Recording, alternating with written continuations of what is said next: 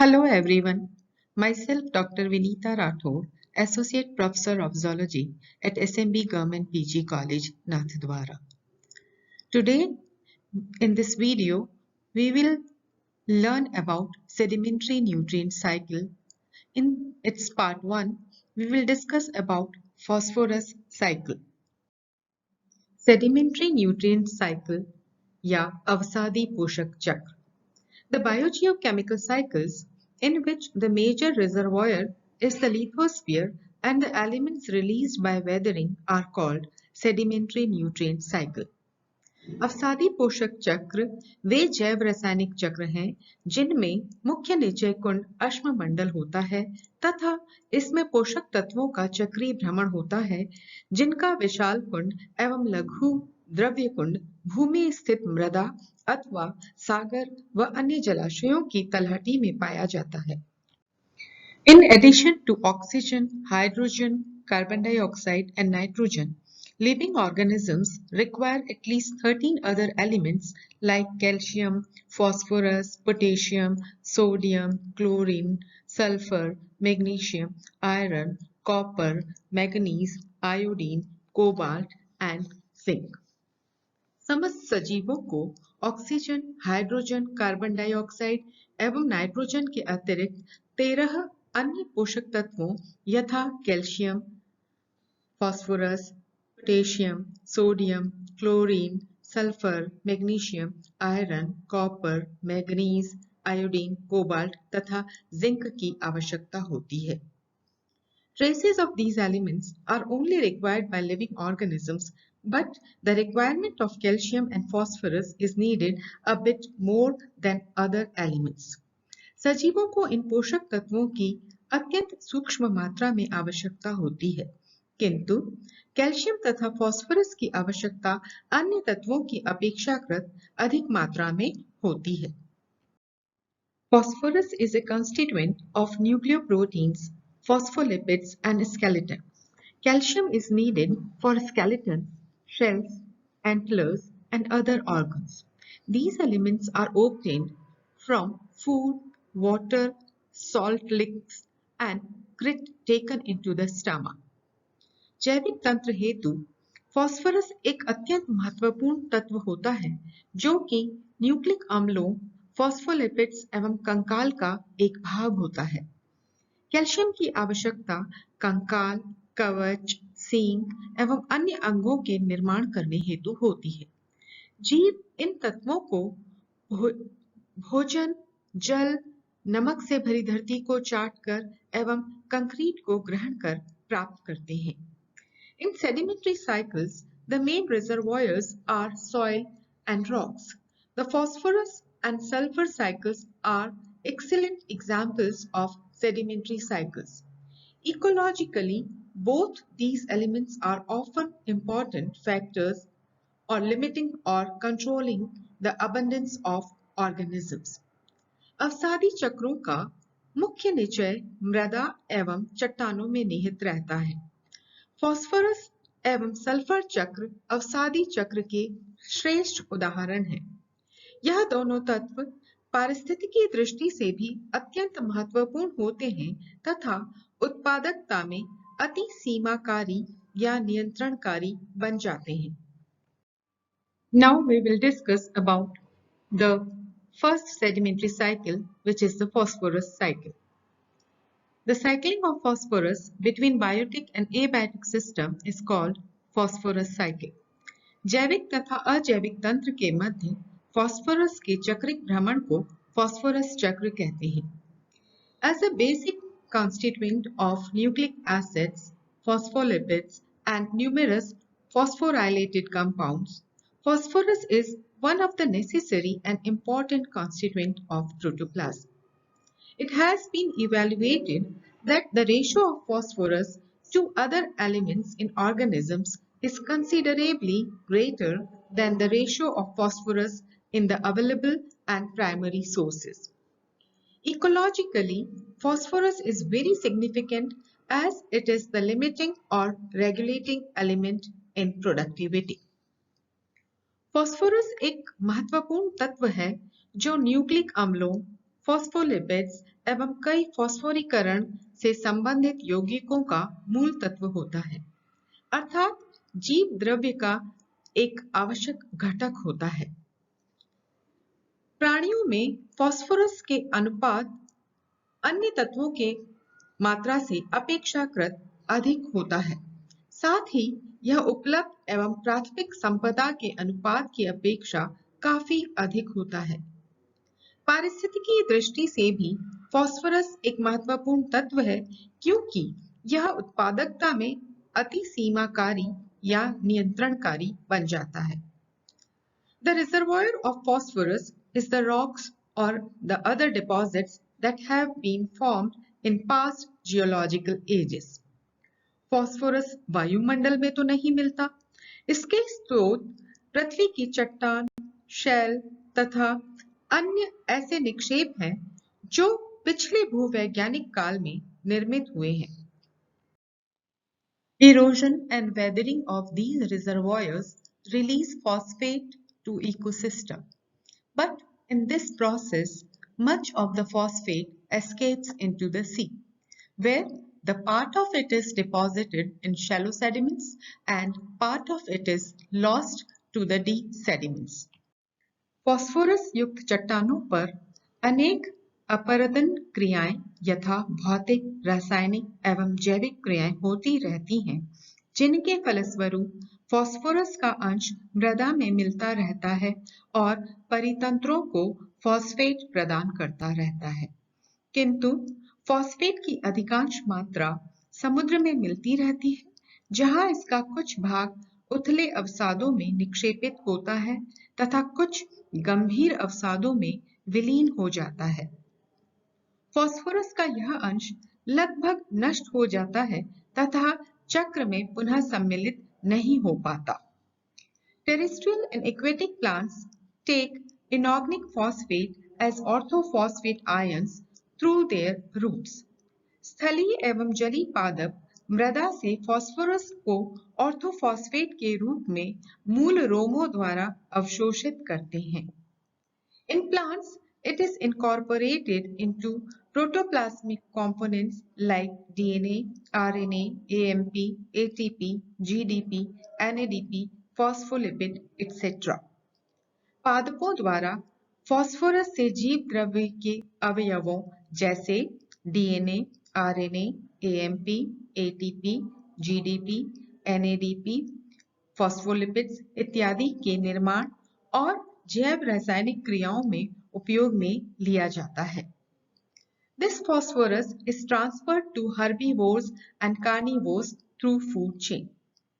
इस प्रकार खाद्य श्रृंखला में यह फास्फोरस प्रवेश कर जाता है। जब पादपों को शाकाहारी जीव भोजन के रूप में ग्रहण करते हैं तो ये पादपों से शाकाहारी जीवों में आ जाता है, और जब शाकाहारी जीव मांसाहारी जीवों का भोजन बनते हैं तब ये शाकाहारी जीवों से मांसाहारी जीवों के अंदर प्रविष्ट हो जाता है।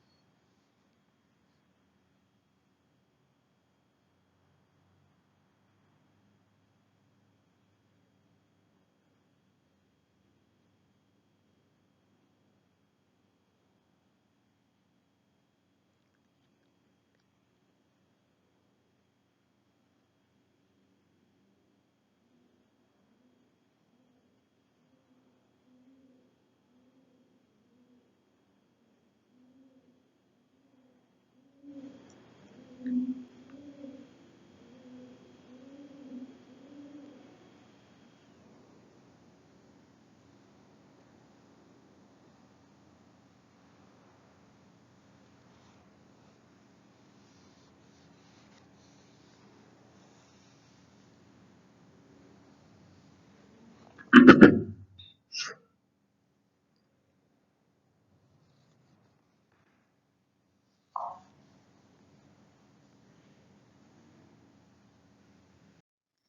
श्रृंखला में विभिन्न स्तरों से होते हुए मृत उपभोक्ता शरीर का विघटन कर अपघटक ऑर्गेनिक फास्फोरस को पुनः घुलित अवस्था में परिवर्तित कर देते हैं, जिससे मृदा सोख लेती है। यह विघटन फॉस्फेटाइजिंग बैक्टीरिया के द्वारा किया जाता है, अर्थात पौधों को पोषण के लिए आवश्यक अकार्बनिक फॉस्फेट ऑर्थोफॉस्फेट के रूप में उपभोक्ता कंज्यूमर्स एवं अपघटक डिकम्पोजर्स के शरीरों में स्थानांतरित होता है, जो अपघटन या डिकम्पोजिशन एवं खनिजीभवन या मिनरलाइजेशन के द्वारा पुनः चक्र को प्राप्त हो जाता है। Loss of phosphorus from the phosphorus cycle. Phosphorus चक्र से फॉस्फोरस की हानि। The excreta of animals return some phosphorus to the phosphorus cycle. The bones and the teeth of animals, being very resistant to weathering, account for some loss of phosphorus. जीवों द्वारा मल मूत्र के रूप में कुछ फॉस्फोरस की मात्रा पुनः फॉस्फोरस चक्र को प्राप्त होती है, किंतु जीवों की अस्थियां एवं दांत अत्यंत कठोर होते हैं, अतः इनका अपघटन अत्यंत मुश्किल होता है। क्योंकि इन पर वेदर का प्रभाव नहीं पड़ता, अतः इनमें उपस्थित फॉस्फोरस की चक्र से हानि हो जाती है। The means of return of phosphorus to the cycle is inadequate. The uplifting of sediments in most part of the world has become rare. Phosphorus का चक्र में पुनः प्रवेश अपर्याप्त होता है, क्योंकि विश्व के अधिकांश हिस्सों में अपलिफ्टिंग ऑफ सेडिमेंट्स लगभग नगण्य है। However, seabirds play an important role in bringing back phosphorus to the cycle through their guano deposits. हालांकि समुद्री पक्षियों द्वारा फॉस्फोरस को पुनः चक्र में लाने में महत्वपूर्ण भूमिका निभाई जाती है। मत्स्य भोगी गुआनो संज्ञक पक्षियों के मलमूत्र से साल भर में उनके घोंसलों के आसपास कई टन फॉस्फोरस एकत्र हो जाता है। समुद्री पक्षियों की बीट से बने टापुओं पर गोमी चट्टानों का निर्माण हुआ है, जो कि फॉस्फोरस का एक प्राकृतिक स्रोत है। Men also harvest a lot of marine fish, and this aids in the return of some phosphorus to the cycle. मानव द्वारा समुद्री मछलियों को फसल के रूप में समुद्र से निकाला जाता है, जिनके उपभोग द्वारा कुछ अंश पुनः फॉस्फोरस चक्र में मिल जाता है।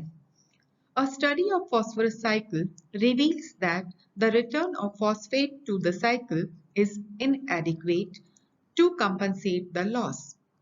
It is the man who has hastened the rate of loss of phosphorus and has made the phosphorus cycle inadequate. It has been calculated that 1 to 2 million tons of phosphate rocks are mined per year. एक अध्ययन द्वारा यह ज्ञात हुआ है कि phosphorus चक्र से हुई फॉस्फोरस की हानि की तुलना में इसका पुनः प्रवेश कराने वाली विधियां अपर्याप्त हैं। यह मानव ही है जिसके कृत्यों से फॉस्फोरस क्षरण की गति में तेजी के कारण फॉस्फोरस चक्र में फॉस्फोरस की मात्रा अपर्याप्त हो गई है।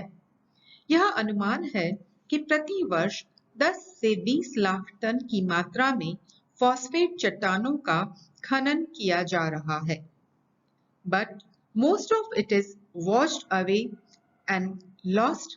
The annual return against this is 60,000 tons per year. The agronomists tell us that the situation is not alarming as phosphate deposits are still too large. किंतु इसमें से अधिकांश घुलकर निकल जाता है और सागरों में पहुंचता रहता है। इसके परिणाम स्वरूप फॉस्फोरस चक्र एक संपूर्ण चक्र नहीं होता, इसका कुछ न कुछ भाग नष्ट होता ही जा रहा है। This diagram shows the flow of phosphorus between biotic and abiotic system.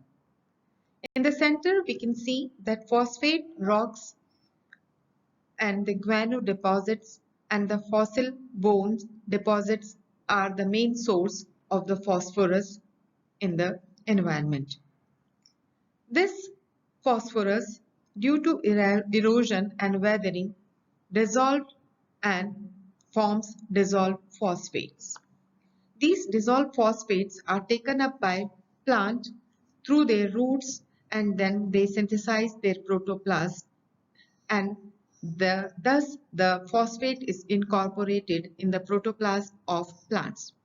These plants are then eaten up by animals and then through food chain they enters into the herbivores and carnivores and their protoplasm is resynthesized. After the death of these plants and animals, they are decomposed by the bacteria, particularly by phosphatizing bacteria, and their decomposition leads again to the formation of dissolved phosphates, which goes into the soil. The animals also release some of the phosphates into the soil after excretion. The phosphatizing bacteria fix the phosphates into the soil in the form of dissolved phosphates. Some part of the bones and teeth of the animals, they will not be able to decompose and then they goes to the marine sediments. In shallow marine sediments, some part of the phosphate is lost to the deep sediments and it will not be able to re-enter into the phosphate cycle. Some part of the shallow marine sediments is used by the marine birds and fishes and then it is recirculated and these fishes are eaten up by man and thus the circulation of phosphates enters into the human beings and other animals. The birds and fishes, particularly the guano fishes, deposits their excreta in the form of guano deposit and it again forms the main source of the phosphate in the abiotic environment. And thus the phosphorus cycle continues. But some part of the phosphate is always lost during its circulation. उपरोक्त चित्र के द्वारा हम phosphorus cycle को समझ सकते हैं। मध्य में फॉस्फेट रॉक्स के रूप में ग्वानो डिपॉजिट्स तथा फॉसिल बोन डिपॉजिट्स के रूप में चट्टानीय फॉस्फोरस उपस्थित होता है। चट्टानी फॉस्फोरस अपरदन एवं अपरक्षण की प्राकृतिक दीर्घकालीन मंद प्रक्रियाओं द्वारा निरंतर मिट्टी में मिलता रहता है। मिट्टी से घुलित अवस्था में फॉस्फेट का अवशोषण पादपों द्वारा उनके मूल रोमों के द्वारा कर लिया जाता है तथा पादपों में ये प्रोटोप्लाज्म का निर्माण करते हैं। पादपों में जीव द्रव्य निर्माण के दौरान फॉस्फेट उनके अंदर चला जाता है।